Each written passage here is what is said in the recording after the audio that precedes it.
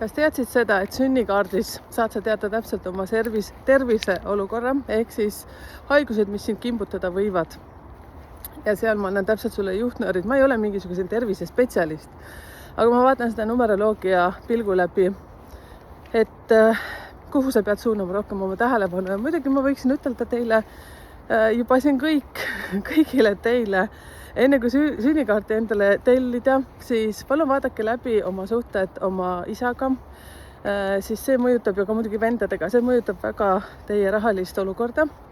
Siis teiseks vaadake, kuidas teie suhted on emaga ja oma õdedega, sellepärast et see mõjutab väga teie suhteid ja teie tervist.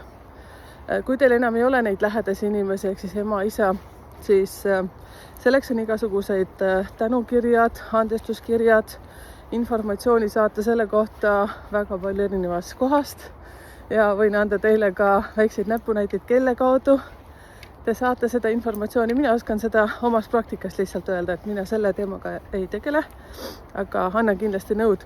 Nõud. Huvitavalt kõlab. Ja, aga mis ma veel tahtsin siia lisada, et sünnikaardis saad konkreetselt oma tervise olukorra teada, et kuhu tähelepanu suunata. Aga mida ma tahan ütelda, need inimesed, kes on sündinud 2.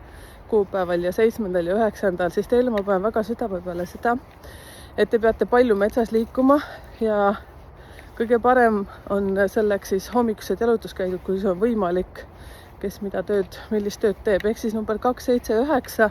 Te saate juba aru, nii palju kui te olete vaadanud mu videoid, et number 2 on siis 2, 11, 20 ja 29 sündinud ja 7 on siis 7, 16, 25 ja 9 on siis, mis nad ongi, 9, 18 ja 27 sündinud. Ja, aga tšau. Näeme jälle järgmistes videotes ja põlevat palju on tulemas. Ja kui teil tekib küsimus, mis see sünnikaart on, pange siia kommentaaridesse, seda rohkem teada.